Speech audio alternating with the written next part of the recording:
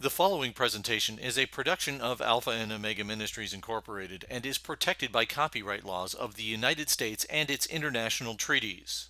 Copying or distribution of this production without the expressed written permission of Alpha and Omega Ministries Incorporated is prohibited. A'udhu billahi minash shaitanir rajim. Bismillahir rahmanir rahim. I begin in the name of God, most gracious, most merciful. You've seen what we've discussed shortly about the text in the New Testament and the problems that we have. And certainly James is going to raise, there's a statement called inconsistency is a sign of a failed argument. Who made that up? Me. And actually it's James' quotation. Inconsistency is a sign of a failed argument. And we're going to probably see that there is going to be a level of inconsistency here. Even though that there are few variations in the Quranic text, James is going to make a mountain out of a molehill, and we'll see how it goes as the discussion goes on. Is the Qur'an a reliable record of the teachings of the Prophet Muhammad? Number one, the Arabic word Qur'an is derived in the opinions of many scholars from the verb qara, meaning to read. The Prophet was keen to preserve the text of the Qur'an to convey the message to humankind. The Qur'an is regarded as divine in origin, and with regards to the Prophet's intense interest in this regard and his obedience to this particular dictum, in Surah 15 verse 9, you read the expression, Inna nahnu nazzalna zikra wa inna lahu lahafizun. Indeed, it is we who send down the Qur'an, and indeed it is us who will be its guardian. You see, even though you believe that the Qur'an is not the word of God, this verse gives an indication who is this us, who is this we. It's as if God himself is speaking. Can you see that? This is part of the tidings of things unseen that we reveal unto thee, O Muhammad, by inspiration. Even though you might not believe that the Quran is a word of God, reading it gives you an indication that it sounds to be like the word of God, as if God is speaking. So the preservation of the text is considered critical in the Quranic text itself. That's not the case in the Bible. You don't find mention where God says, I'm going to preserve the New Testament. I'm going to preserve this as mine. The Quranic revelation started in 610. In one of the surahs, it tells the Prophet, do not move your tongue with it to make haste. Surely on us rests the collecting of it and the recitation of it. So number one, the Prophet was well aware that there was a possibility that the Quran could be distorted intentionally. And so in the hadith literature, there are indications where he announced to his followers that any other writings you have, like hadith, secondary traditions, what the Prophet said, did, wrote, ate, how he behaved, all of that was written in the hadith that was to be scrapped out, eliminated, in order to preserve the Quranic text, in case additions are basically added. Number one, the Prophet asked his scribes to write down each verse after revelation. Number two, he recited the Quran during prayers, as we do it today. Number three, he asked his companions to recite it in front of him. Number four, he ordered those who had learned the Quran to teach those who had not learned. You see, today in the Muslim world, there is a tradition called hifz, hafizun, where we memorize the Quran. I might not know a single word of Arabic, not understand it, but I can memorize it from beginning to end. That's a tendency that you have in the Muslim world today, that they can recite the Quran in Arabic without understanding it. Even people who don't understand the Quranic text, it's that easy to memorize. Number six, he made the learning of the Quran a scale of piety amongst Muslims. He said, with this book, Allah exalts some people and lowers others. He urged Muslims to make a practice of reading the Quran. He gave the privilege of leading the prayers to those who had memorized it, and he condemned the forgetting of memorized verses as a grievous sin. So number one, transmission of the text was critical. Then you've got a passage like this here in Surah 80, verse 11 to 16. By no means, indeed, it is a message of instruction. Therefore, whoever wills should remember it on leaves, purified, held in honor, exalted, written in the hands of scribes, noble and pious. James says that this possibly refers to angels, but I've looked at 4 different Quranic translations. Muhammad Asad, Muhammad Ali, Yusuf Ali, Muhammad Duke Pekatol, all give the indication that this in fact refers to scribes writing the Quran in the time of the Prophet.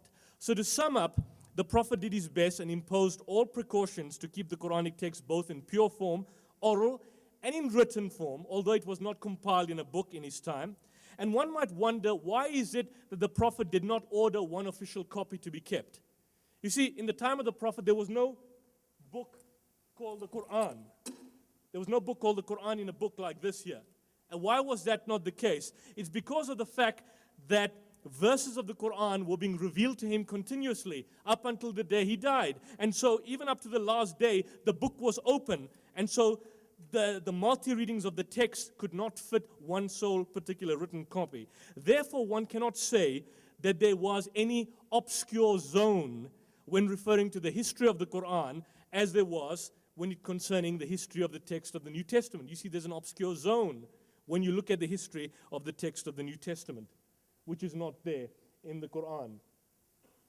The earliest record of the Qur'an was basically written 7 years before the Hijrah, when the Qur'an was being revealed.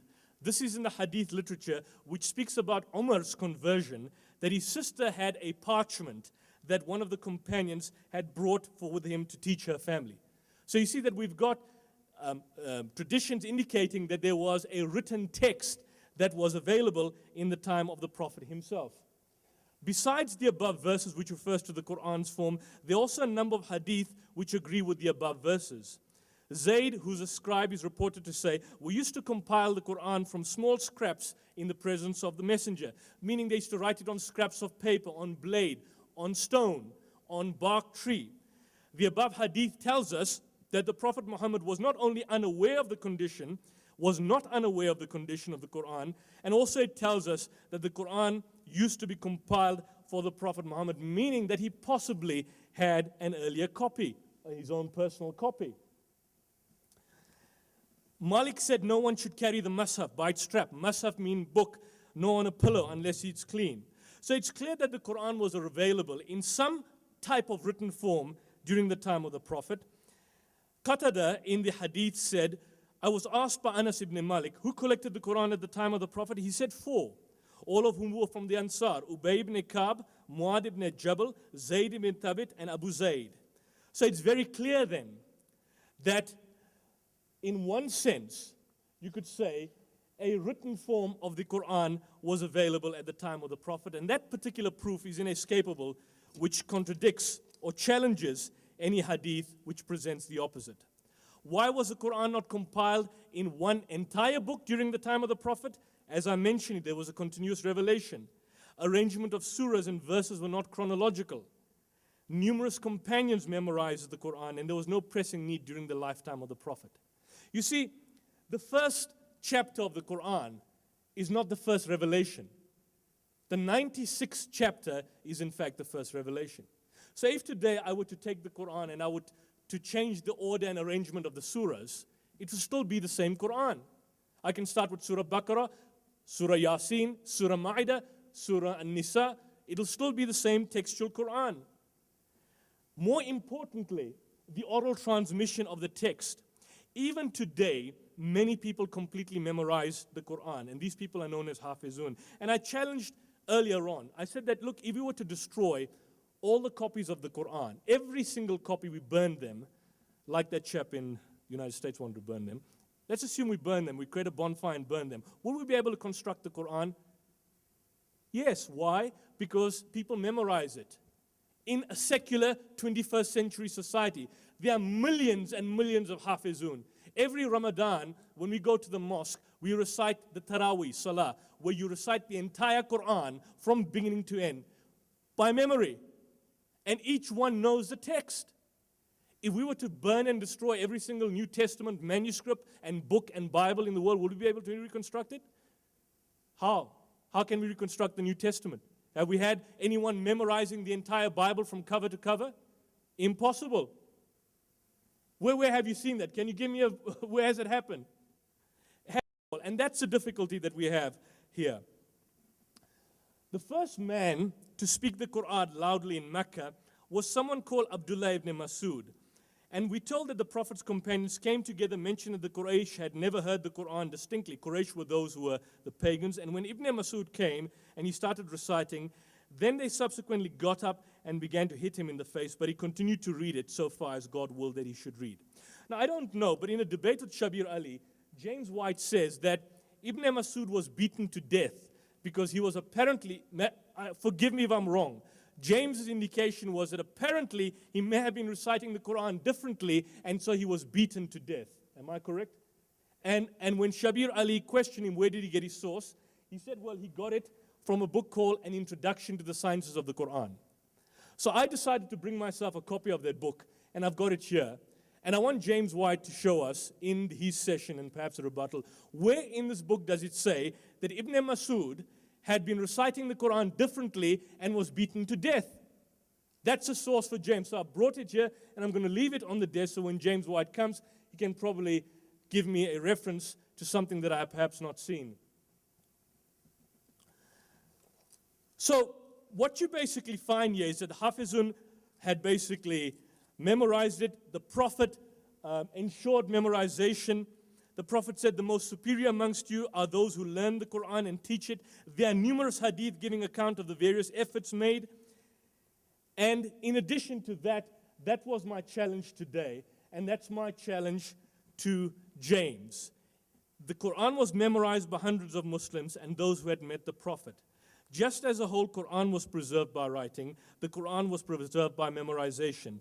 Was the New Testament preserved in this particular manner? And the answer is no. And that's why we have the difficulties that we see today. And that's a more, in my view, honest perspective of addressing and looking at these particular texts without wanting to necessarily score points against each other in any particular given fashion. Now, after the Prophet had died, during the caliphate of the Prophet of Abu Bakr, there was a battle which took place called the Battle of Yamama. And in this battle, not Yomama, the Battle of Yamama, in this battle, many people had memorized the Qur'an and they were martyred.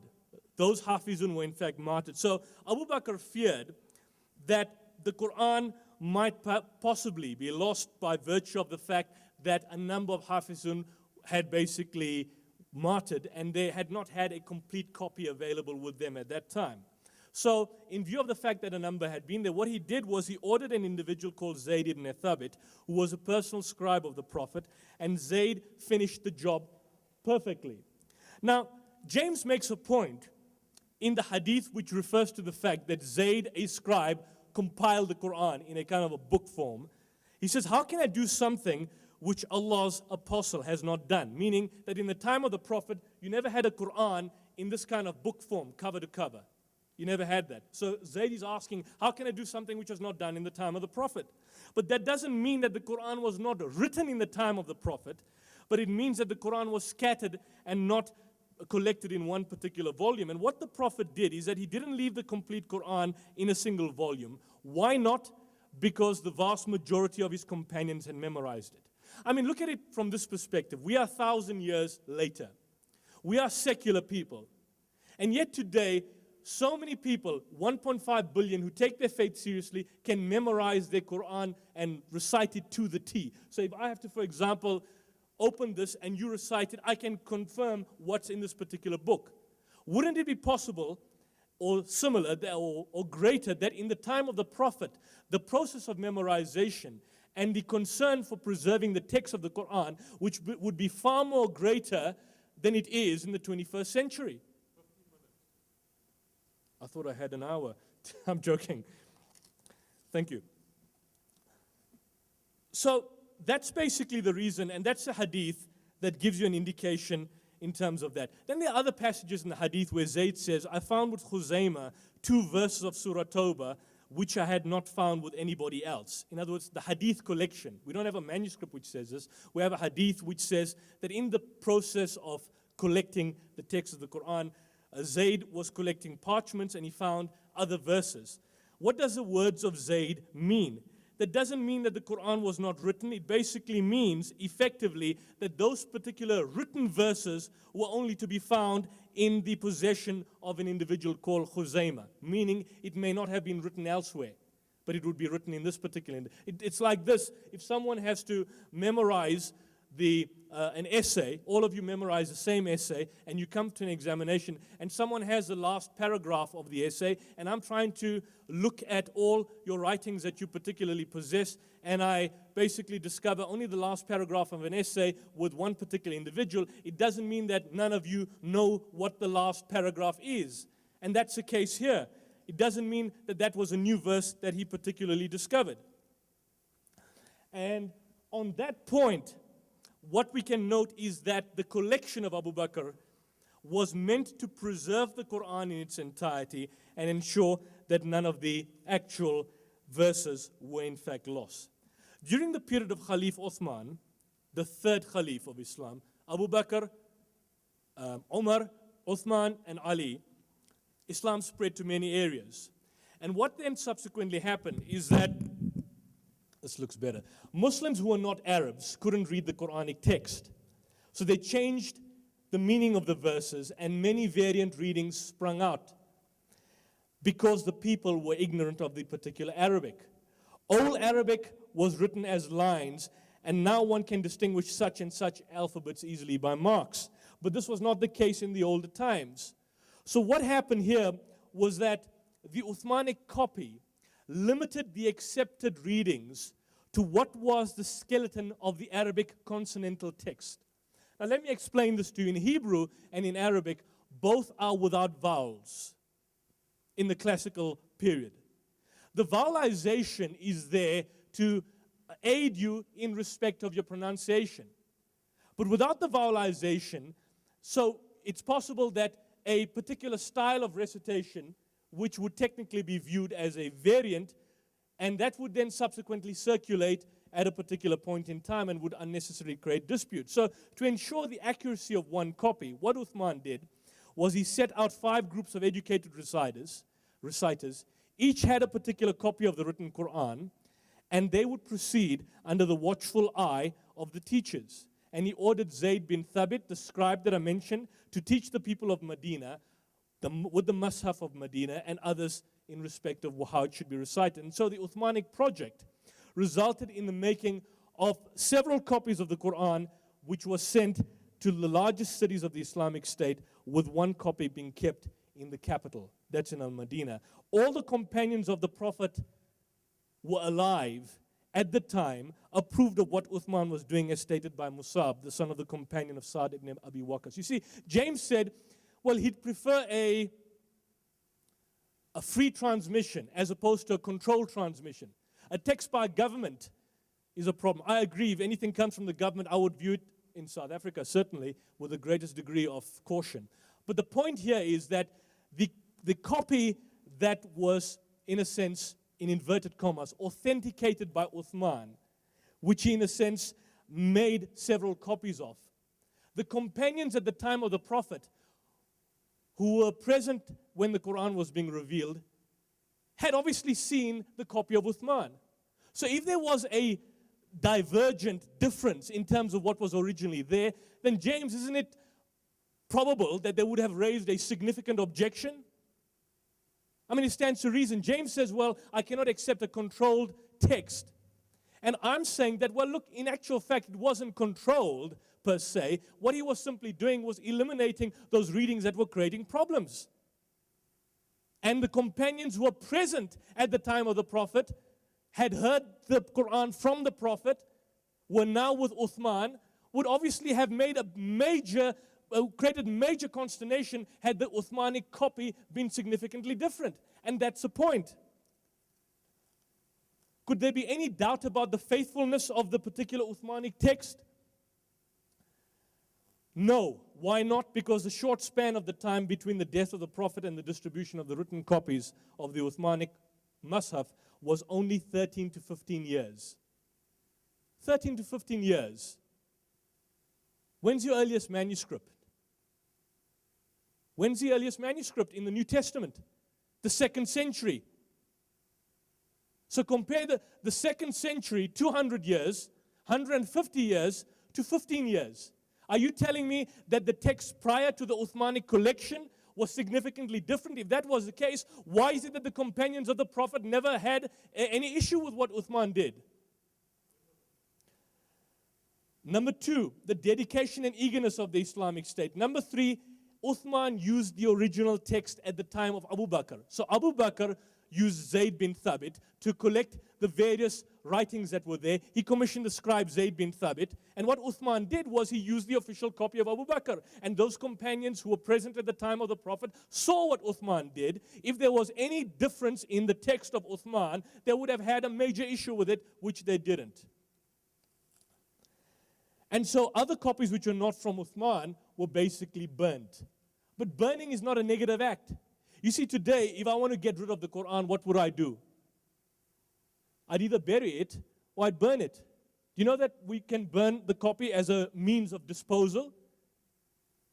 You can bury it. So burning is not a negative act necessarily in Islam, and that would be the best means of disposal at that particular point in time. And then from the standard copies, more copies were made, and this time there were also teachers of the people to teach them how to recite the Quran. You see, had Uthman not done that, then it would have possibly been the case that what happened to the New Testament would probably have happened to the Quran. And that's why he took this particular steps. And so Christian missionaries have been alleging that Uthman ordered all the copies of the Quran to be burned because of the varying content. Well, suppose that there were at any times variations in the Quran other than those caused by scribal errors or failures of memory or due to some minor differences in script, that is, suppose that some individuals or groups deliberately held on to a text of the Quran that they knew was different from the one followed by the other. How could it happen that from century to century and from country to country we find, in principle at least, the same text of the Quran? And this is acknowledged by the vast majority of scholars. In principle, you've got the same skeletal text. And I'm not talking about rearrangement of surahs or minus the addition of an alif. Or, for example, a particular verse might be rearranged. The essence is basically the same, looking at it in a providential sense. It is said that Uthman ordered people to burn the text, but is it conceivable that people will submit to this order even if they thought the Uthman's text was not the authentic text?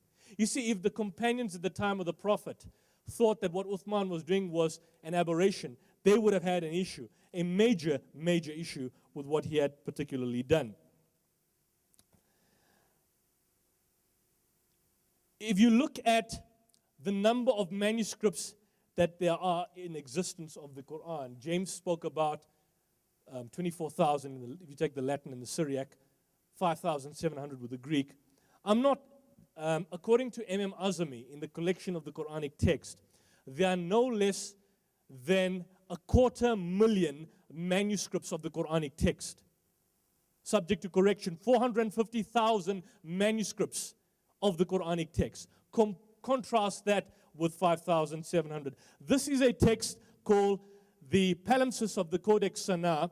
The Codex is one of the earliest fragments which were found in 1972. What the Yemeni government did was that they commissioned a scholar called Khair Pun to do some sort of study and research on this. He studied until 1980, 83, 84, and then it went on into the hands of another professor, I think it was Hans Caspar Graf van Bothmer, for another 2 years. And interestingly enough, in a letter after the publication of an article in the Atlantic Monthly where there was a bit of a scandal in terms of what the original Sana manuscript stated, Khair Pun said, the most important thing, thank God, is that these Yemeni Quranic fragments do not differ from those found in museums and libraries elsewhere, with the exception of details that do not touch the Quran itself, but are rather differences in the way words are spelled. This phenomenon is well known even in the Quran published in Cairo, which is written. You've got variations in the oldest Yemeni Quranic fragments. For example, the phenomenon of not writing the vowel alif is common. Why was the older layer wiped out? You see, the palimpsest is a text over another text where you rub it off and then you write over it. Now, some scholars and apologists and polemicists have said, well, the text underneath the text showed us a different type of Quran. Well, this is what Khair Pun says. He says it doesn't necessarily imply an alteration of the very text, since the formative period of the Quranic text already may have been completed when the first script was written. Most probably, the arrangement of the surahs was altered. That's all. And this hypothesis is corroborated by the fact that amongst the findings in Sana, there are indeed Qur'ans with an arrangement of surahs different from the transmitted Qur'an. So what?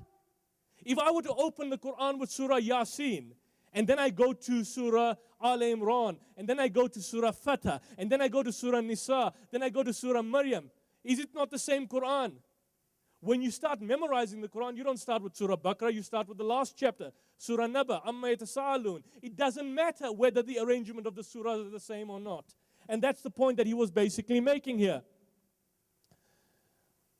And that's effectively the case that he has in respect of the palimpsest. And that's a source that you basically have. Hans Casper Graf van Bothme, Gerpoon, Observations on Early Quranic Manuscripts in Sunnah. Check it up. There's nothing significantly different. What you need to show us is that there's a Quranic text which was discovered in Sunnah which tells us now that the Prophet is not indeed the Prophet, or that Allah is not God, or there's some significant change in dogma or doctrine, like I showed you, about the Trinity, about the Ascension, about the nature of Jesus, about the evolution of Jesus. Show me that in the Quranic text. If you're showing me one or two minor variations, rearrangement of the surahs, perhaps misspelling of words, it's meaningless. The consonantal text overall, except for a few variations, are primarily the same. If you look at the Uthmanic text, the Uthmanic Qur'an, basically, you'd find that also in certain instances, it is written on a palimpsest. And interestingly enough, and I've got the list of differences that are basically here, many of the non-readings in the palimpsest of Uthman can be said to be as a result of a faulty reading. For example, there are scribal errors, meaning there's a palimpsest of Uthman. There's a text, and there's a text which has been rubbed off. In the text that has been rubbed off, it doesn't necessarily correlate with the text that is there. But these mistakes that are in the text that has been rubbed off can be easily seen and have been analyzed by scholars. And I've got them in front of me, and you can make out the difference. Surah 2, verse 20. فَإِخْوَانُهُمْ instead of فَإِخْوَانُهُمْ إِخْوَانُكُمْ as a standard reading. يَعْمُرُونَ instead of تُعْمَرُونَ, which does not fit the context. The palimpsest has al-munafiqeen, which is grammatically incorrect. It should be al-munafiqun as a standard reading, and so on. But that doesn't necessarily affect the text in a general. It doesn't affect the status of the Qur'an. The inferior text cannot in any way throw doubt on the integrity of the text. This is a scholar called Angelica Neuwirth. She's a contributor to a book called The Cambridge Companion to the Qur'an. These are Quranic scholars. These are professors. They study the Qur'an. This is what she's saying. New findings of the Quranic text fragments, moreover, can be adduced to affirm rather than call into question the traditional picture of the text of the Qur'an as an early fixed text composed of the surahs we have. Nor have scholars trying to deconstruct that image succeeded in seriously discrediting the genuineness of the Qur'an as we know it. Basically what she's saying, that there are lots of people out there that are trying to discredit the Qur'an, trying to change and suggest that the Qur'an says something else. It hasn't been accurately preserved in principle, and she says they haven't succeeded. I'll give you certain scholars, and I know my time is limited. The following excerpts are just views of the Qur'an by two non-Muslim scholars. James is an apologist. He's not a Quranic scholar. In my humble humility, I can say I'm not a biblical scholar, but I use the sources of biblical scholars to come to my conclusion. What James has to now do is use the analysis and scholarly works of Quranic scholars. Why is it that in your discussions and debates, you've never gone to the Cambridge Companion of the Qur'an, you never looked at Angelica Neuwirth, for example, or William Montgomery Watt, or, for example, people, even a classical Orientalist, a bitter Orientalist like William Mere, who says that the text of the Qur'an is unimpeachable. Why don't you go to those particular? Why is it that always Christian apologists have to rely on revisionist material? Like, for example, John Wansborough, he says the Qur'an was developed in the 8th and 9th century. Even though his student, John Burton, says that the Qur'an that we have today is in principle almost identical to the Mus'haf that we have in the time of the Prophet Muhammad. So why is it that Christian apologists take it upon themselves to go to either the revisionist or pseudo-scholars in order to substantiate or justify their particular point? Look at what Watt and Bell say. They say the very fact that varying and even contradictory deliverances in certain instances have been preserved is strong proof that, with perhaps minor exceptions, we have the whole of what was revealed to Muhammad.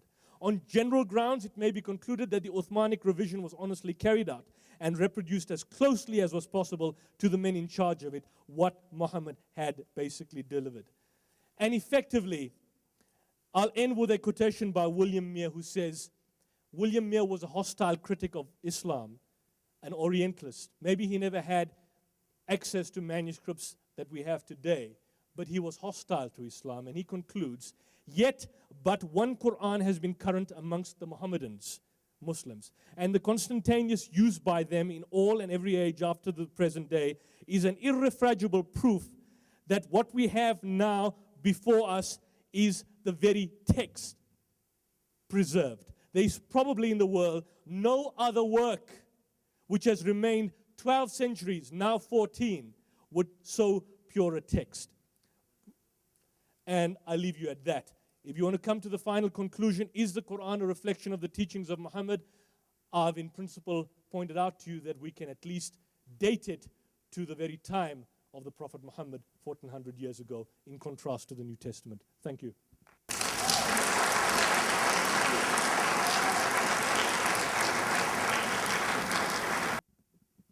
Now, I'm a little concerned that when we approach these subjects in somewhat of a scattergun effect, and we raise all sorts of issues, that the result is that those of you who are trying to follow are not going to be able to follow what the real issues actually are.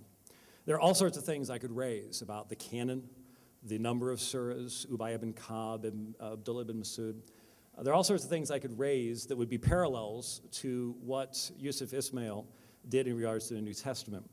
But I want to remain focused upon the actual thesis of the debate and to focus upon this issue, because very clearly what Yusuf is saying is, no, a controlled text is the best way. It is the best way. We want Uthman to make a revision, and we want to have that certainty of that text. And I want to illustrate why that is a bad thing. Now, I do want to just say one thing.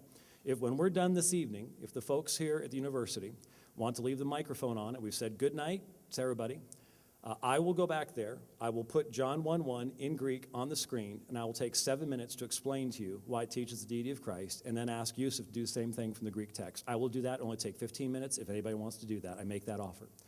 But that's not why we're here this evening. The key to the second debate is to apply the same standards here that we did in examining the New Testament. Was the transmission of the Quran a free transmission or a controlled transmission? Well, we already know. Yusuf has already admitted it is a controlled transmission, and he believes that that is far better. Muslims and non-Muslims both agree that no change, this is a quote, Muslims and non-Muslims both agree that no change has ever occurred in the text of the Quran. The above prophecy of the eternal preservation and purity of the Quran came true not only for the text of the Quran, but also for the most minute details of its punctuation marks as well. Now, you just heard Yusuf say that's not the case. Interestingly enough, he said, well, when there are variations, they don't matter. Any variation in the New Testament text does matter, but any variation in the Quranic text doesn't matter, even when it affects the actual meaning of the text. It goes on, that quote goes on to say, it is a miracle of the Quran that no change has occurred in a single word, a single letter of the alphabet, a single punctuation mark, or a single diacritical mark in the text of the Quran during the last 14 centuries. Now, Yusuf has already contradicted this fellow Muslim on this particular subject, and it has admitted that's not the case, and that's a good thing. I'm glad that he has done that. Now, at this point, there is truly no question, as scholarly sources, Islamic and non, both attest to the exact same story. For example, in the Al-Mushaf al-Sharif, the Topkapi manuscript from 2007, published by Turkish scholars, you have a number of pages like this, where you have differences in readings of the major mushaf of the Quran listed. Now, this is sort of a beginning, a sort of movement toward a critical edition of the Quran, but no critical edition of the Quran exists today. You cannot go buy the Nesyal, and it's currently the 28th edition, by the way, 28th edition of the Quran. If you look at the Arabic Quran, there's not going to be any notes at the bottom that say, well, some Sa'ana manuscripts say this, and some palimpsest manuscripts say that. It doesn't exist. There are Qurans that note the differences between Harsh and Warsh and some of the other printed editions, because those differences are relevant, but I'm not getting into them this evening. I want to focus upon the real issue, and that is, what level of confidence can we have in light of how these texts were transmitted to us?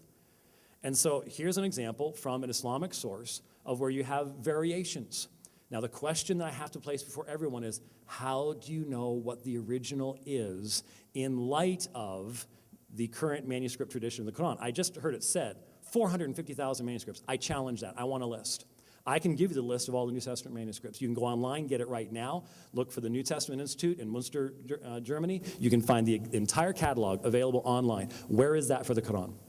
I've actually had people say there are 5,000 first century manuscripts of the Quran. Where? Where's the list? I was just looking at IslamicAwareness.com, I believe is the address, and they have an article there on first century manuscripts of the Quran, and it looks almost identical to the New Testament. There are very few of them. They admit only 87% of the text of the Quran exists in first century manuscripts. Now, may I make another statement here? Comparing the New Testament and the Quran is apples and oranges. You have in the Quran is only 56% the length of the New Testament. Did you hear the memorization stuff? It's barely half the length of the New Testament. It's only about, 14% of the length of the Bible. It's a small book in comparison, and it's a much younger book. It should have an absolutely perfect text because it's a much younger book than the New Testament. And it wasn't the people who wrote it weren't persecuted for 260 years during the time period where it was being transmitted either and had to hide their copies. So you're comparing apples and oranges if you don't think about the reality of the history of the text itself. Now, I do want to point out some important texts. Ibn Masud, Surah 222, and Fogg's palimpsest manuscript. Now, this is an example of where we have a variation in the texts of the manuscripts that we have. The problem is, I can't even tell you whether it's only 2 sources or 3 sources. What do I mean by this? Well, I know that the material that I have on the bottom of this screen is from Fogg's palimpsest manuscript, but I'm not sure whether that is the Sa'ana number 1 manuscript or not because the sources don't seem to agree. There is no, unlike the New Testament, where we can go and we can look at the manuscripts. For example, Yusuf was saying, well, you go to Codex Sinaiticus, and it had these other books in it. Now, he didn't prove that the author thought those were canon. He just assumed that. I've never had anyone even prove that. But at least we know what is contained in Codex Sinaiticus. We can go online and find it. We don't even have that level of information about the Quran yet. The level of study of the manuscripts of the Quran is in its infancy at this point in time, and ironically, the motivation for the continuation of that study, the Corpus Chronicum Project and things like that, is not primarily found in religious Muslims. It's found in the West. It's not found amongst Muslims, which is an interesting observation. But at the very least, what you have here on the top is the reading from Surah 222 that's found in Uthman's text. It's found in the modern text of the Quran. And then below it, you have what's called the palimpsest reading. Now Yusuf didn't really explain to you what that was, but because of the nature of the parchment, you could actually wash off the writing of a book and then write something new on top of it. But thankfully, because of the quills, you are actually marking the parchment, and when you use infrared or ultraviolet light, depending on the material, you can read what was originally written underneath it. And so we discover in the Fogg's palimpsest manuscript and in the Sa'ana manuscript, so possibly even a third reading, again, it's difficult to know, we find another reading. And notice, this is not a simple scribal error, because when we look at this, we discover that there are changes of entire words, changes of grammatical endings, and changes of where the word is in the position in the sentence. Now, that's not a scribe making a mistake while quoting something in the text. This is clearly editing on the part of the later writing. So you have an earlier form of the text in the palimpsest form. All right? Now, if we have palimpsests in the New Testament. If we find a textual variant, what do? We look at all the other manuscripts we have. But what if you burned all of them? How do you know which one's original? That's the problem with a controlled text. That's the problem with a controlled text. Sure, the vast majority read one way, but how do you know that was the original? How do you know that's not the edited text that has now become the most popular form? That's the problem with controlled transmission. And we have it right here in the text of the Quran. But here is another example. This is from BNF 328A, which is the very, very early Quran that is found in the National Library of France in Paris. And as you can see on, oops, sorry about that, here we go. As you can now see on the screen, this word right here, and unfortunately the projection isn't overly bright, but this word right here is clearly and obviously a textual variant. You can see, for example, that the lamids are at a completely different angle than what's in the rest of the manuscript. Clearly, something has been scrubbed out and put in here. Now, I don't have the time to go all through it. There's an excellent book over there called Muhammad is not the father of any of your men by Dr. Powers that goes through this in a painstaking way.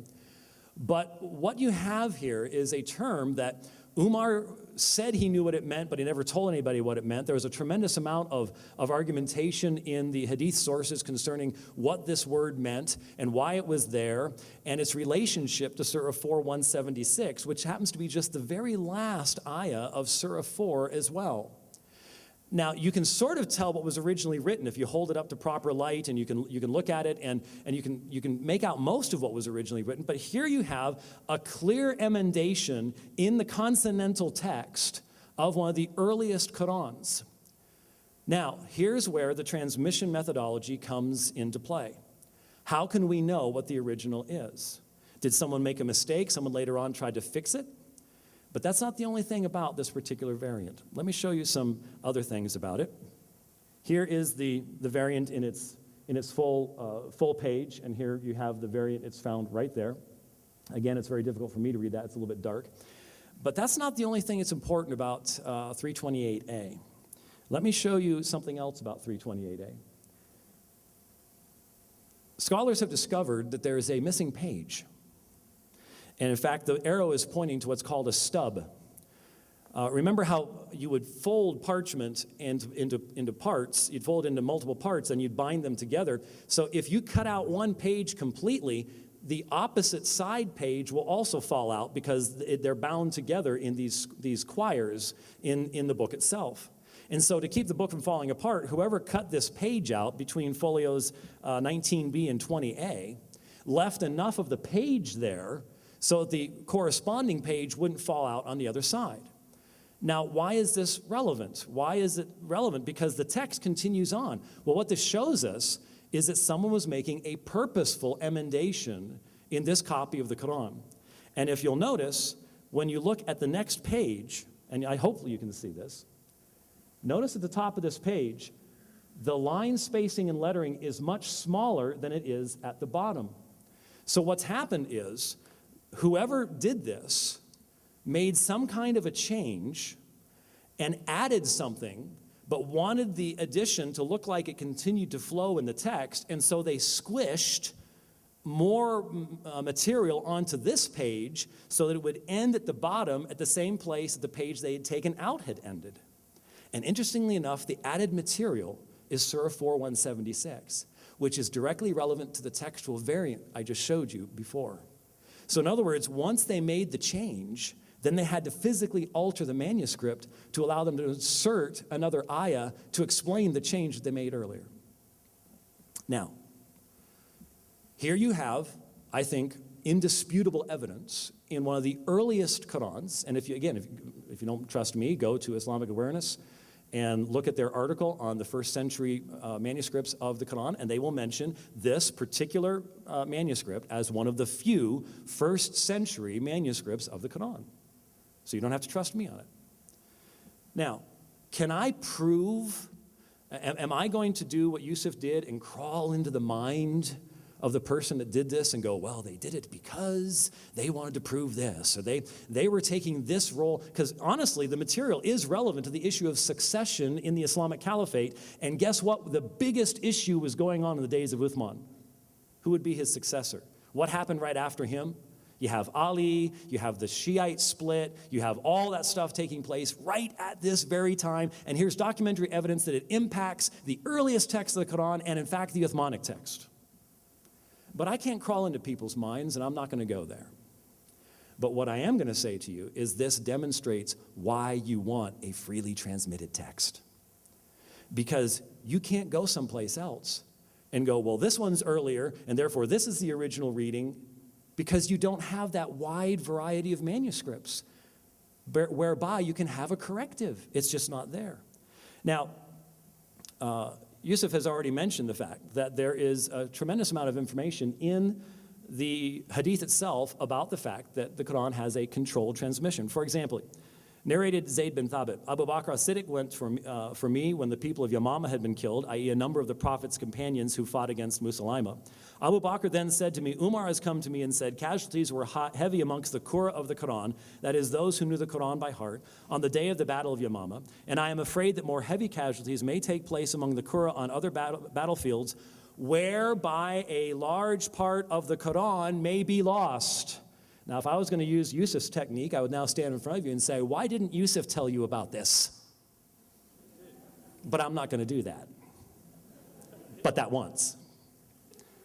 Whereby a large part, kathir, a large part of the Quran may be lost. If it was all already there, why would there be a fear that if some more of the memorizers die, that a large part might be lost?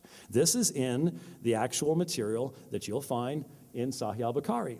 Therefore, I suggest you, Abu Bakr, order the Quran be collected. I said to Umar, how can you do something which Allah's apostle did not do? Umar said, by Allah, that is a good project. Umar kept on urging me to accept this proposal till Allah opened my chest for it, and I began to realize the good in the idea which Umar had realized.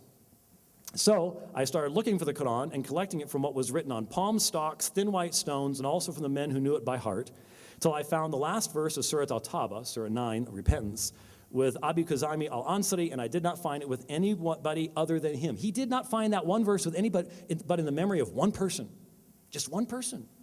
That is a reason for concern. That particular verse is, verily, there has come to you an apostle Muhammad from amongst yourselves. It grieves him that you should receive any injury or difficulty till the end of Surah Bada al-Tawbah. This is Bukhari 9, 128 through 129. Then a little bit later on, what you read is, then the complete manuscripts, copy of the Quran, remained with Abu Bakr till he died, then with Umar till the end of his life, then with Hafsa, the daughter of Umar. Hudayfa bin al-Yaman came to Uthman.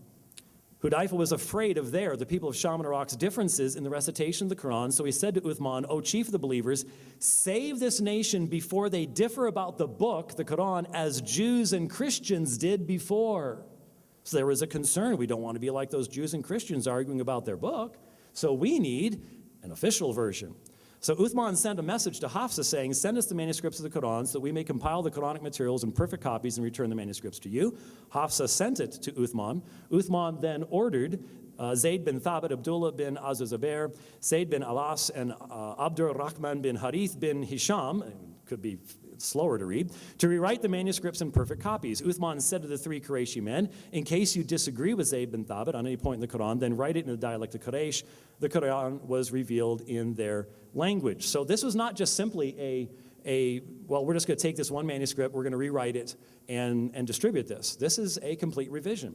They did so, and when they had written many copies, Uthman returned the original manuscripts to Hafsa. Uthman sent to every Muslim province one copy of what they had copied and ordered that all the other Quranic materials, whether written in fragmentary manuscripts or whole copies, be burnt. Now Yusuf said, why did they do that? Because if they didn't, it would be like the New Testament. In other words, you'd have other sources to make sure that Uthman got it right. And what if it was different? It would be in variation. So if you want to if you don't want to know what was originally written and you just want certainty, this is the way to do it. But if you want to know what was originally written, this is not the way to do it. This is not the way to do it.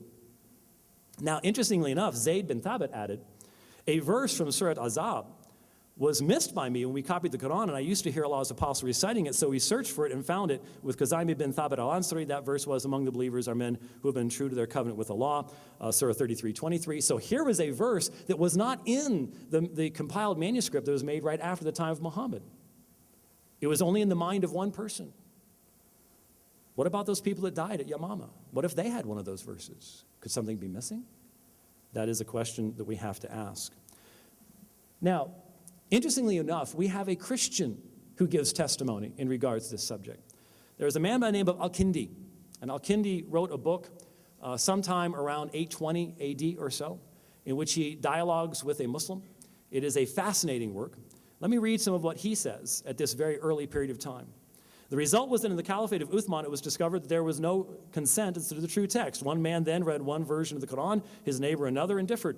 One man said to his neighbor, my text is better than yours, while his neighbor defended his own. So additions and losses came about and falsifications of the text. Uthman was told that various versions were in use, that the text was being tampered with, and that strife with all the mischief of party spirit was being engendered. They said, "We do not believe that matters can continue as they are. It is an affair of urgency. They are slaying one another. The sacred book is corrupted. A second apostasy is imminent." Ubay, the son of Ka'b, was dead before it was made, while Ibn Masud refused to give up his copy of the Quran, so they drove him from his post in Kufa and appointed Abu Musa as governor in his place. That'll be relevant to my response to what he brought up in regards to Yasser Qadi's book later on. When the revision had been completed according to the various manuscripts, 4 copies were made in large text, one of which was sent to Mecca, a second remained in Medina, a third was sent to Syria and is today in Malatya. Interesting, Al-Kindi even knows where they were sent at this early period of time. Next, Uthman gave directions, that the leaves and sheets of the Quran should be gathered in from the provinces. He ordered his agents to collect all that they could lay their hands on and destroy them till it should be certain that not a sheet remained in the possession of any private individual. Heavy penalties were threatened against the disobedient. All the leaves they could secure were shredded and boiled in vinegar till they were sodden. Nothing remained, not even the smallest fragment that could be deciphered. Sounds like a real project here that Al-Kindi is talking about. You know what happened between Ali, Abu Bakr, Umar, and Uthman, how they hated each other and quarreled and corrupted the text, how each one tried to oppose his neighbor and to refute what he had said. Pray, how are we to know which is the true text, and how shall we distinguish it from the false one? This was Al-Kindi's question early on in the period of interaction between Christians and Muslims. He knew about the same materials that Bukhari depended upon in the collection of his hadith as well. And so the real question, once again, which methodology gives us the most certainty as to the real question? Do we possess the original words of the authors we believe to have been inspired of God? The free transmission of the New Testament text precludes editing and revision. What he said was, well, look, a later scribe said this. How does he know a later scribe said that? Because he knows what the original is. He knows what the earlier reading is. It's amazing when I hear critics saying, oh, well, look at this, a later scribe said that. Well, you know that he changed it because why? Because we know what the earlier scribes had said. That's why. But if you destroyed the earlier scribe's material, how would you know when someone changed it later on? You see, that's the difference between a free transmission and a controlled transmission. So the free transmission of the New Testament text precludes editing and revision, and the manuscript tradition shows us tenacity. The original readings still exist. Even when later scribes harmonize things, possibly just because they had memorized it Matthew, and Mark's the shorter one or the longer one, just when they're writing because they've memorized it in another one, they do it without even trying to, or because they were trying to make Matthew, Mark, and Luke read the same way. We still know what they were changing from because we have such a wide manuscript tradition. That's what's so important about this particular issue. But the controlled transmission of the Quran, together with the Uthmanic revision, the possible later work of Abd al-Malik, which I can't even get into this evening, and the evidence of the differing traditions of Ibn Masud, Ubay ibn Ka'b, and possibly others found at Sana, raises serious questions as to the originality of the Uthmanic tradition. And the simple fact of the matter is, the Islamic community is not in a position as yet, in light of the infancy of the studying of the manuscripts of the Quran in the early period, to make a decision on these matters. It is pure tradition for the Muslim to say, Uthman, this is it. Well, look, I have King James only friends who say, King James only, this is it. Well, the King James wasn't the first one. That wasn't even the first English translation. So the question we have to ask ourselves is, what do we want to know? What was originally written, or what our community wants us to think was originally written? Folks, there are people who are willing to trade truth for certainty. But then you really don't have certainty, do you, if you don't have the truth? This is a very, very important issue. Islamic scholars and apologists must recognize that merely asserting the perfection of the Uthmanic tradition proves nothing. The realities of the variant traditions must be embraced and examined before the Quran can be proven to have been accurately transmitted to us in this day. Now, okay, yeah, that's what I've got there. Now, it was said, well, there couldn't be any changes whatsoever because all of this stuff had been memorized. I want to read you.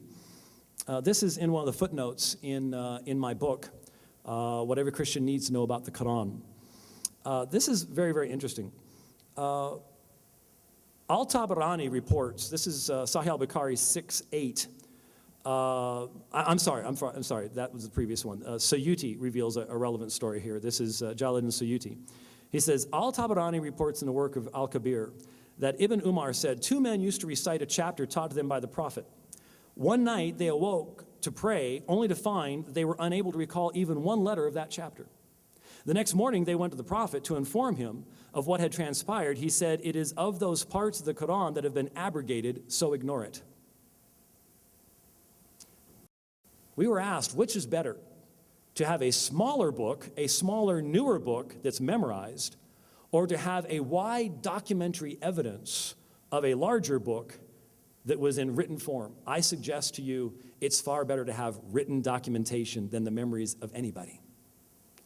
When I did a debate on this very subject in London, my opponent tried to get someone who had memorized the Qur'an to come up and to quote what he had put on the screen. It ended up being a debacle because they didn't communicate well, and he really wasn't able to do it, and it didn't work out right. But the point is, man's memory is not nearly as good as man's pen. And the reality is, the fundamental difference in the presentation of the New Testament is far better than the memories of man because it is based on documentation. In fact, what I'll do is I'll explain this. I made a mistake in the first debate I did with Shabir Ali. It wasn't about the fact there are lots of sources, the Encyclopedia of Islam and the Encyclopedia of the Quran, all sorts of sources that talk about the fact that there was a split between Ibn Masud and Uthman. And a number of sources report that Ibn Masud was beaten and that he died of his wounds later on. Some of the sources just say that he was removed from his post there in Kufa. But there was clearly a division at that particular point in time. But when Shabir Ali asked me about what my source was, when I went back to my materials, my footnotes were all in HTML. Anybody ever read HTML in direct text? And I read the footnote above the actual source that I had. Interestingly enough, within 2 weeks on my blog, I wrote about this and provided the sources right there. For some reason, Yusuf either wasn't aware of that or didn't look at that. But you see, I made a mistake, and it was a mistake of sight. I looked at the wrong footnote, HTML will do that to you, and the footnote was below it. Now, the fact of the matter is, those sources still exist, but we make mistakes. And I'm awful glad that I wasn't the only one that had that information. Other people had that information, and so the information didn't get corrupted because I was the only one that had it. In other words, there's been a free transmission of that information. But when you have a controlled transmission, once somebody makes a mistake, it becomes the standard. It becomes the standard. And so my whole point to you all this evening is I could sit here and point out that, for example, Ibn Masud told his people, and I provide the citations and what every Christian needs to know about the Quran. There's numerous citations of the Hadith. Ibn Masud told his people, hold on to your manuscripts, don't give them up. Why? Because Uthman was saying to do so. And scholarly materials demonstrate that the readings of Ibn Masud continued in the manuscript tradition for hundreds of years. And so I just simply ask any Muslim in the audience, upon what basis do you know, given that when Muhammad himself in the Hadith was asked, who do we go to know the Quran, Ibn Masud was one that was mentioned, Uthman was not. How do you know that Ibn Masud's readings are not right, where he differed from Uthman? The early tafsir literature is replete with references to variations in the manuscripts. They were not embarrassed by it. Only later tafsir literature removes those things. And so it was the reality of your text. Yours is a handwritten text. Since it's a handwritten text, it has a history. The history of mine is wide open. Every single variant that Yusuf mentioned about the New Testament, I already knew about, have written about most of them, and lectured about most of them. And anyone who's studying textual criticism here at this university would have access to all that information. Nothing is hidden. But my Muslim friends, how do you know what Ibn Masud's readings were? Where do you go? How can you find the information?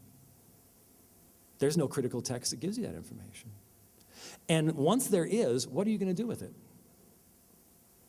What are you going to do when the Corpus Chronicum Project actually pulls all this stuff together and gives you the variant readings in the Sa'ana palimpsest manuscripts and things like that? What are you going to do with the variant readings? How are you going to weigh them against one another in light of the Uthmanic revision that destroyed many of the manuscripts that could have given us such insight into what the original was? I suggest to you that it is far better. You know, some of you sat out here and you're troubled. You say, James, do you not believe that the Pericope Adulterae is original? No. Why? Because it doesn't appear in any manuscript until 500 years after Jesus. And even when it does appear there, it doesn't just appear in John. In some manuscripts, it appears in Luke. Now, when you've got a story looking for a place to land, it ain't original. Nothing new about that. I've taught on that forever. But you see, we have a basis for looking at those subjects. We have a basis for making decisions about those subjects. And I say to my Muslim friends, what's your basis? We have to use even scales, apply the same standards, apply the same methodologies. That's the mark of truth. Thank you very much.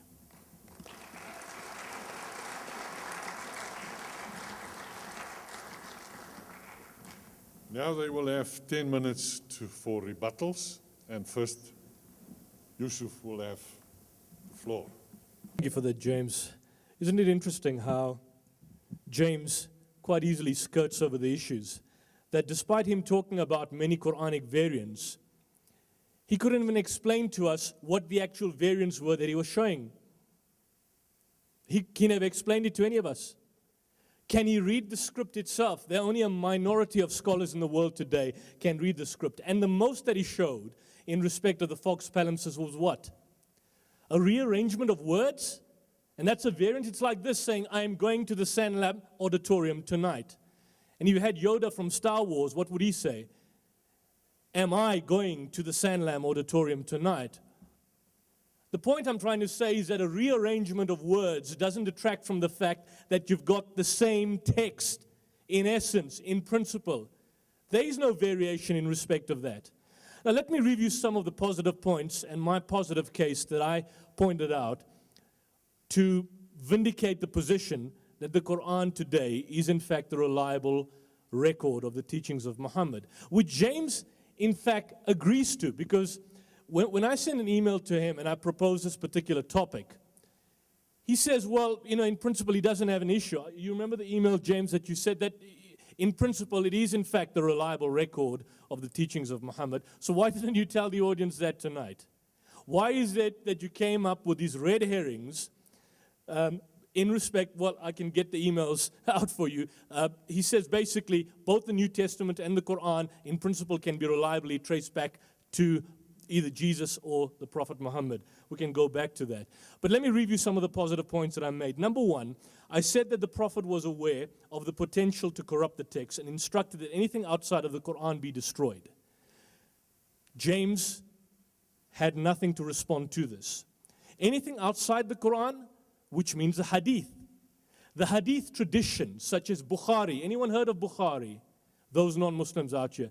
When was Bukhari compiled? Bukhari was compiled about 200 to 300 years after the demise of the Prophet.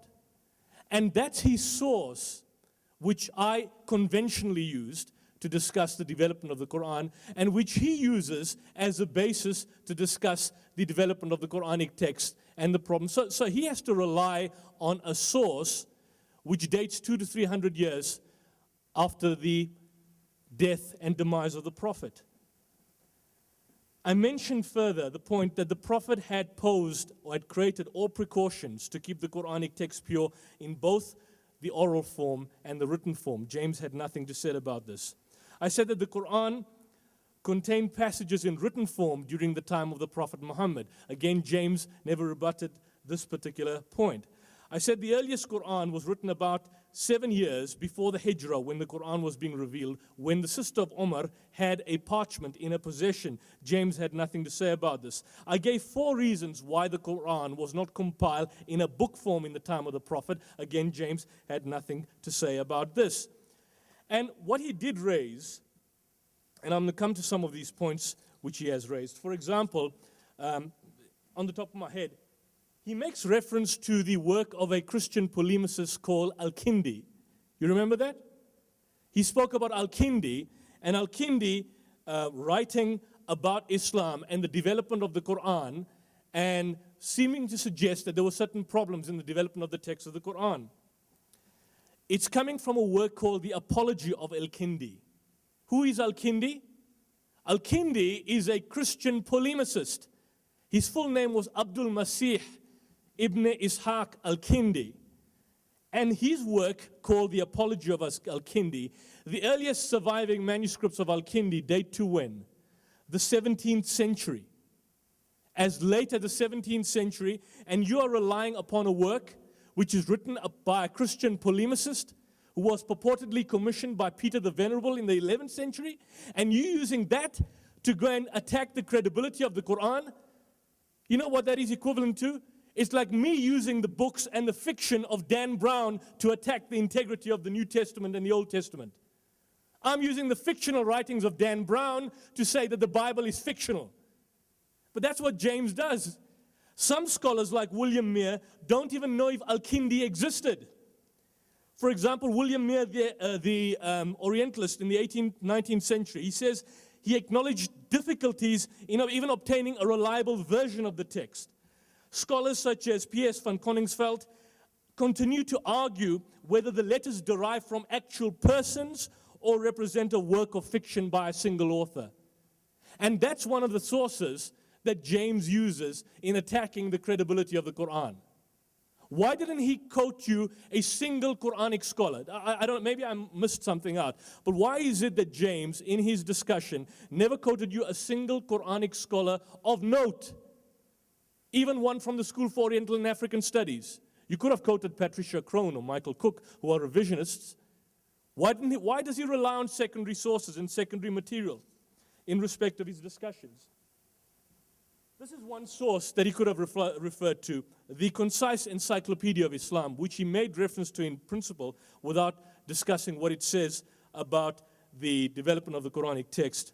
He says in the Concise Encyclopedia of Islam, only the canonical Arabic text as collected and compiled under the Caliph Uthman with the consensus of the companions may be recited in one of the 7 acceptable versions of the punctuation and vocalization. So for example, where you find even possible variations in recitation, that in Islamic law terminology would be described as sabata ahruf, meaning the 7 authentic readings in terms of which you can recite the Quran. So for example, in the Hafs and Nafi, if I were to recite in Arabic, Alhamdulillahi Rabbil Alameen, Ar-Rahmani Rahim, Maliki Yawmiddin. If I were to go to the Maghreb, to Morocco, they would recite it like Alhamdulillahi Rabbil Alameen, Ar-Rahmani Rahim, Maliki Yawmiddin. So can you see Maliki Yawmiddin and Maliki Yawmiddin? One is owner of the Day of Judgment, the other is king of the Day of Judgment. Essentially, it basically says that God is either owner or king of the Day of Judgment. It doesn't detract from the message. So can you see that the so-called red herrings he was raising doesn't really affect the text itself? He mentioned about the palimpsest and the underlying reading within the text. Well, I would urge him, and I don't know how much study he has done in terms of Quranic scholarship, but there are 2 contemporary studies in the history of the inferior texts that are being done in the world today. One is by someone called Behnam Sagdegi. The other is Asma Hilali. And what they point out, that the palimpsest that you find and the underlying writing that may be there is possibly not a codex of the Quranic text, but a school book dedicated to help the memory of the student learning the Quranic text. And I pointed out to you, I've got about 20 examples in terms of which the variations exist in the palimpsest and where you can actually point out that is not what the actual reciting is. For example, I gave you an example in Surah 2 verse 220 that instead of the word فَإِخْوَانُكُمْ, the writing proceeds that underneath the text reads فَإِخْوَانُهُمْ as is a standard reading, but it doesn't fit the context because the speech is made direct from the Prophet to the believers. You'd, for example, have fadiyatun instead of fadiyatun, kasabun instead of kasabu, istita'nu instead of istita'u, fakali instead of fakuli, tahum instead of tahwi, walaka instead of walakiya, al-naru jahannama instead of naru jahannama.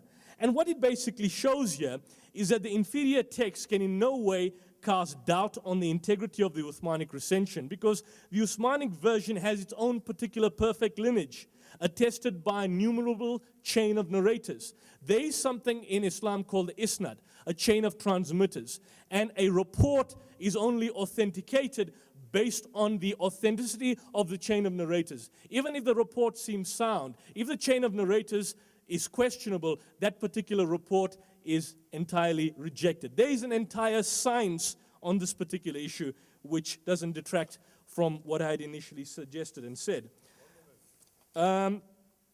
James basically mentioned the story about Ibn Masud, and why is it that Ibn Masud didn't give his text up?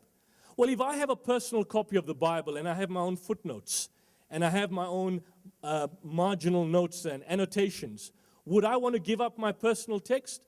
Is there anything that you have seen, James, where Ibn Masud questioned that the Uthmanic recension was not authentic? Is there anything that you have in the scholarly tradition?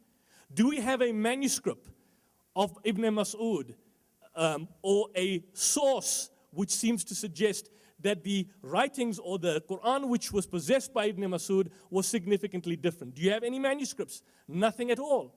Absolutely nothing. So all he can do is rely on speculation to prove his particular point. I never relied on speculation. I gave you actual variants and explained it to you. All he could do was present rearrangement of the surahs, perhaps an underlying text in the palimpsest, but nothing that detracts from the point that the overall skeletal text of the Qur'an remains the same in terms of message and in terms of authenticity. Thank you.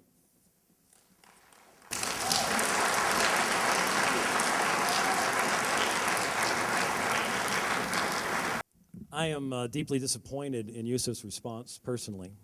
I am so because when you stand up in front of a crowd and say, James didn't rebut this, James didn't rebut that, before the guy has his rebuttal time, that's not how you do debates.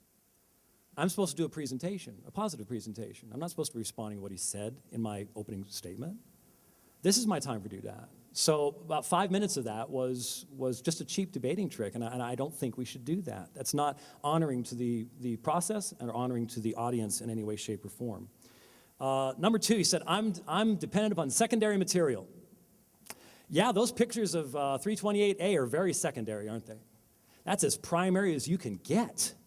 You can't get any more primary than that. It's Yusuf, who does not understand New Testament textual criticism, never looked at any of the data himself, cannot analyze a textual critical text itself. He's the one going on secondary material, not me. I gave you primary. Bukhari is considered to be primary material in Islamic studies, okay?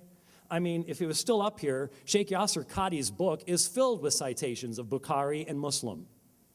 I've listened to all of Sheikh Yasser's lectures on hadith studies. Don't say I'm using only secondary material. He then attacked Al-Kindi. If you remember, I simply used Al-Kindi to demonstrate that the very same traditions found in Bukhari were already known to Christians outside the Islamic community. To say, you're depending on a Christian polemicist. Yes, I'm pointing out that for the historian, that source, if it is from 820, as many people have affirmed that it is in historical writings, demonstrates that these issues were known outside of the Islamic community. And in fact, it actually gives better weight to Bukhari, interestingly enough. But instead, we got a polemic response rather than a scholarly response to use of Al-Kindi. No argument that, well, Al-Kindi was wrong. No argument about 328A. No argument about the fact that there's clear editing involved in the Sa'ana palimpsest, in Fogg's palimpsest manuscript. Just James didn't do this, James didn't do that. That is simply not worthy. By the way, in the email, what I said was there is no argument that what we possess today in the Quran is a fairly accurate representation of Uthman's text. The question is Uthman's text reliable in light of everything I've said this evening? That is my point. A number of times you've heard Yusuf say this evening, well, in essence, in principle, we know what the Quranic text was. These variants don't matter. Listen to my debate with Bart Ehrman. Fundamentally, what he says, in essence, in principle, we know what the New Testament was too. In fact, from his perspective, we're just playing around with the original text right now. We can't go any farther back.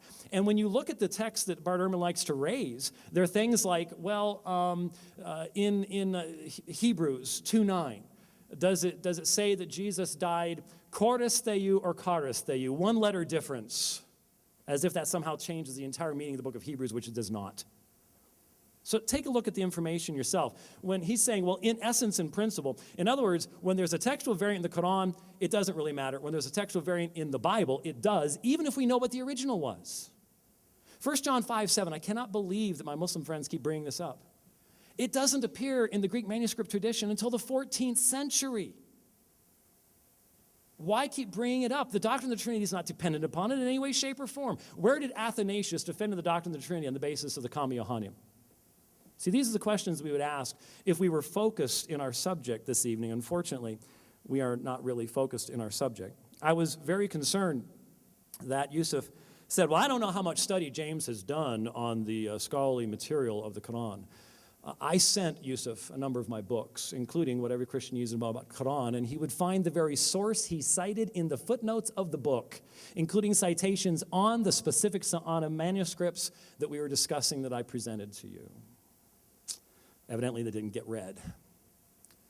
And so this evening, I bring us back to the key issue.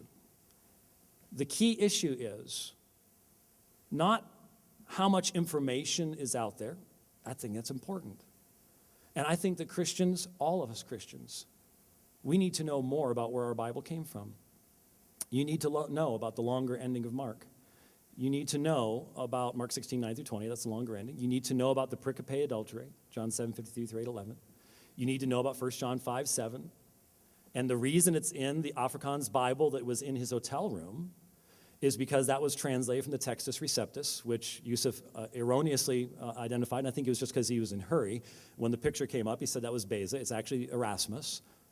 But that was based upon the 5 editions of Erasmus between 1516 and 1535, and then you have the 1550 Stephanus text and the 1598 Beza, and those are the 7 printed editions that the King James translators used, and they then were collated together into what's called the Textus Receptus, and Erasmus inserted the Kama Yohannim into the 3rd edition of his text, because Codex Montfortianus was written to force him to insert that into 1 John 5:7. I've examined Codex Montfortianus at Trinity College in Dublin.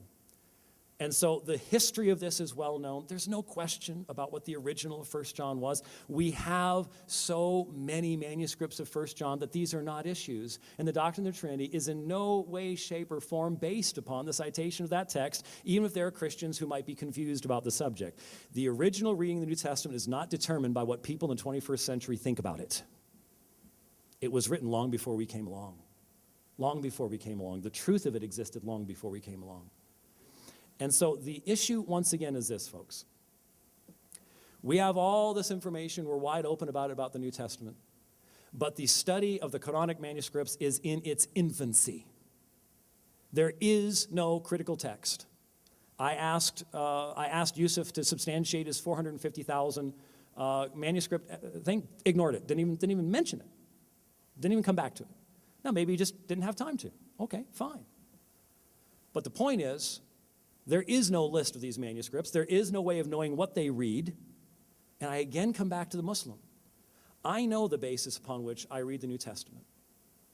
And let me give you an example. Let me give you one example in closing this evening that should really illustrate why this is important. Every single historical source in the first 100 years after the crucifixion of Jesus confirms the fact that he was crucified under Pontius Pilate. Everything, Christian and non-Christian. Every New Testament writer, every secular writer that happened to make mention of it, all said Jesus died under Pontius Pilate. Approximately 600 years later, one man, 700 miles away, speaking a different language, who did not know anything about the Old and New Testament, wrote 40 Arabic words that said that Jesus did not die upon a cross. Or at least that's how most people interpreted those words. They're actually not very clear as to what they actually say. Those 40 Arabic words are Surah 4, 157. And as a result, Muslims around the world do not believe that Jesus died upon Calvary's tree, and hence they do not believe in the resurrection. Now, what's interesting to me is what we read from Bukhari, from a Muslim source. It records for us that there were entire verses that now stand in the Qur'an because they were found in the memory of one man, and yet there were people who died at the Battle of Yamama who were memorizers of the Qur'an. What if they were a person who had only one in their mind too? And what if someone misremembered this? And it was in the mind of one man. That's the problem with memory. I've got 1:47 on my clock. And so I need my 10 minutes, especially since somebody else took more than 10 minutes. So here's the point, folks. Here's the point. One verse that denies the entire historical reality of the crucifixion, that puts the Quran against all of history. Where did it come from? There is not a single commentary on the meaning of Surah 4:157 in all of the Hadith. No Muslim for 200 years could remember anything that Muhammad said about that surah, about that ayah. This is why you need a documentary history. This is why you need the free translation of the text. This is why you don't want people taking the other manuscripts and soaking them in vinegar and burning them. Because once you do that, you have to trust that that one person that makes the revision got it right. That's the fundamental difference between how these two texts have come to us. And if I've been able to help you to see why it is having many manuscripts that come from many places and hence have textual variants, but in essence and in principle say all the same thing without any question. If I've helped you to be able to see how that is much better, it gives us much more certainty of the original than a controlled transmission of the text, then I've been successful this evening. As I said, if we want to talk about these other issues, we want to talk about John 1:1, I'm ready to go. But the subject this evening was the transmission of the text in the New Testament and the transmission of the text of the Quran. And I hope at least you understand better those issues after being here this evening. Thank you very much.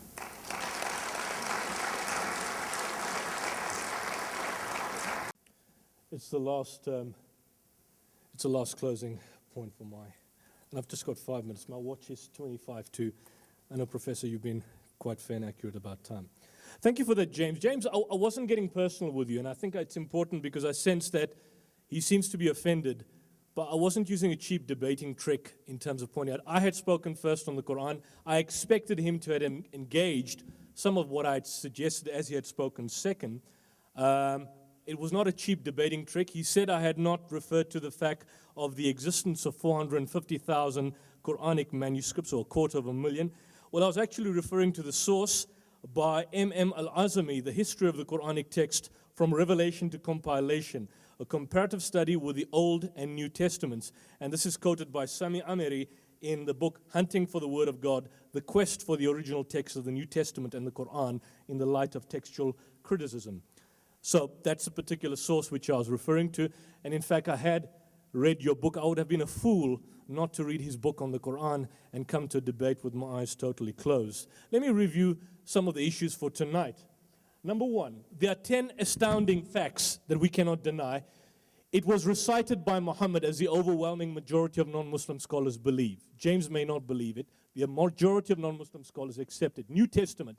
A majority of academic scholars admit that most of the New Testament book were written by unknown authors. James may disagree with this, but the majority of academic scholars, some are liberal, accept this. It was memorized and transmitted orally from inception to today. New Testament. No oral preservation of the text exists. Number 3, we have manuscripts from the 1st century of the Hijrah that cover the text. Number 3, New Testament. No manuscripts from the 1st century exist. Quran. Number 4, Muslims from the 1st century, after the text was revealed, read the whole text periodically as commanded by the Prophet and listen to its recitation every year during Ramadan. Children were taught to recite it. We have no idea about the attitude of early Christians towards the NT in the 1st century, and there is evidence that canonization of what constituted the New Testament book took place only in the 4th century. Number 5, the official copy was agreed upon and established in the era of the companions of the Prophet. The Gospels written by unknown authors, no historical evidence that the disciples knew these books. The official copies of the Greek New Testament are still being decided today.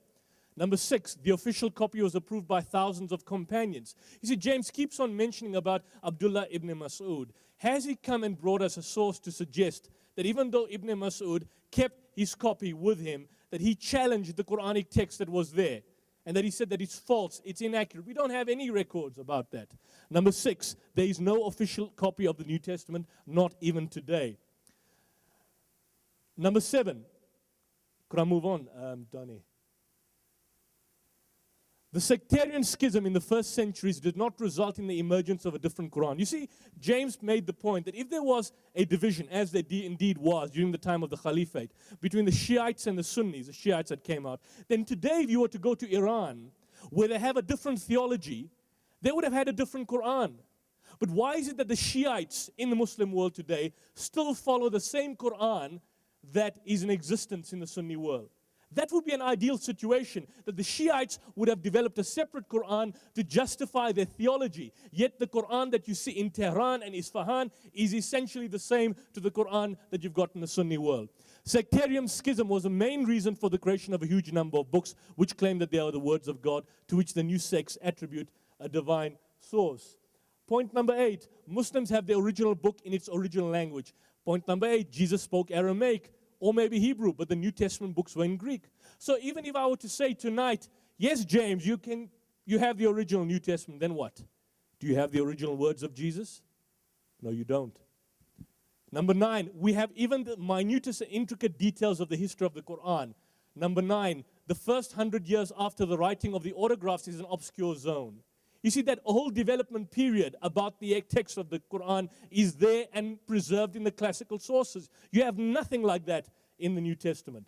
And the last point, number 10, there does not exist any dogmatic issue behind the variants as reported by the companions.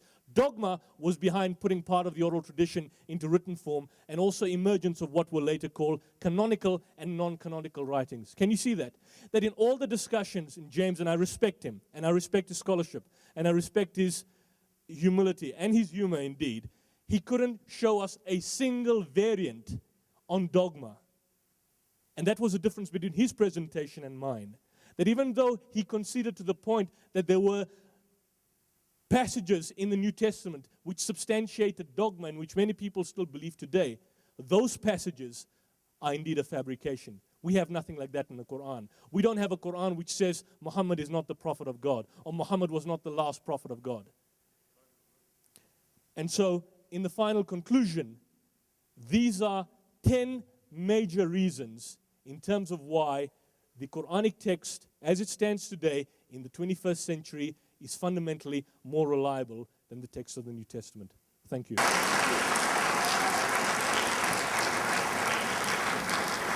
Very, very quickly, 5 minutes is not a large amount of time.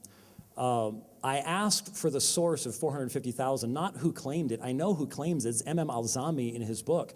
But Alzami doesn't give us any reference. It's a secondary source. He doesn't tell us where we can find these 450,000 manuscripts anywhere.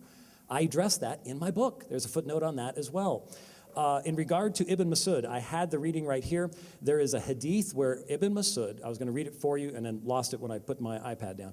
Ibn Mas'ud specifically said to his people, do not trust the manuscripts that come from Uthman. Keep the manuscripts that I have given you. He says, he never says that there is a difference. Yes, there is. The hadith specifically say so in, I believe it was Jami at-Tirmidhi. And it's in the footnote in the book. Do we have the words of Jesus? Yes.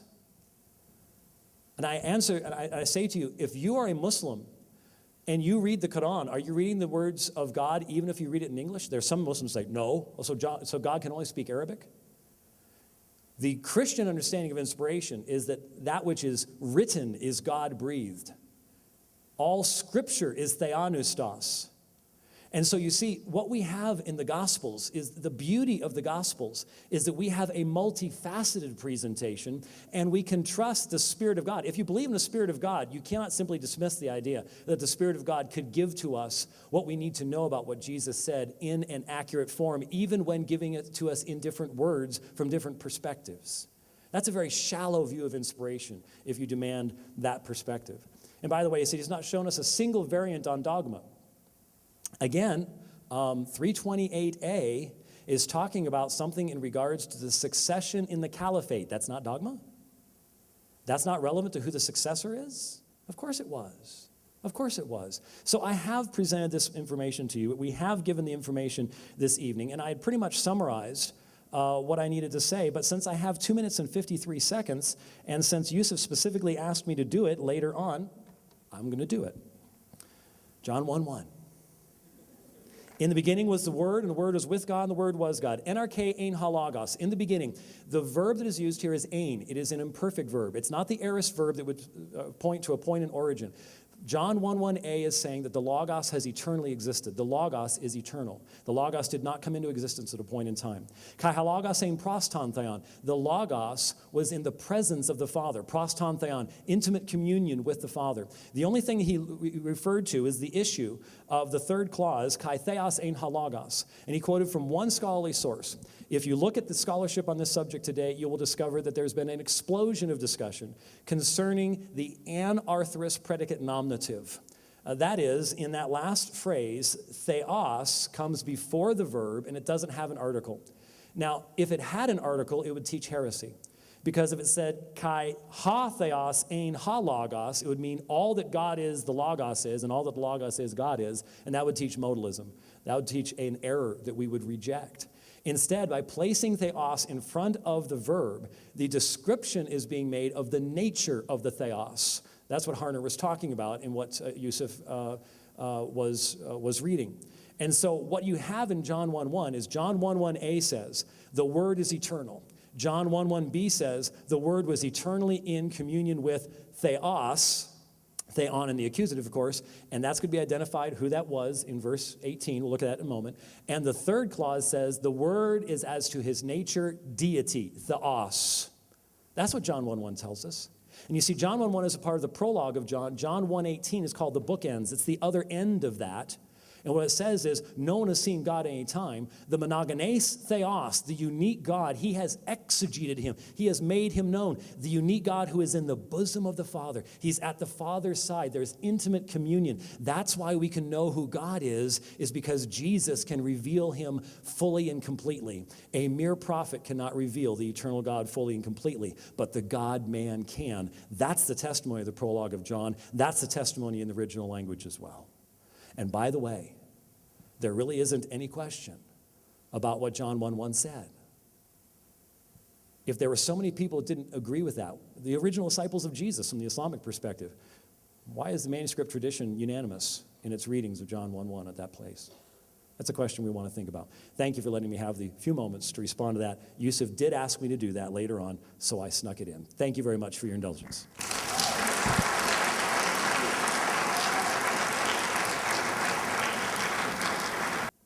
Thank you for your perseverance and your calmness. And thank you very much for our speakers. I think we had a lively debate. I forgot something, and I apologize. I always try to do this. I think it's a good thing to do. I have a book for Yusuf. It's called The Old Testament Canon, the New Testament Church. It's one of the best books for anybody who wants to know about the canon of the Old Testament. I was going to give it to him that last 5 minutes. I forgot. I would like to give it to him now if I could, please. A gift from the one speaker to the other one.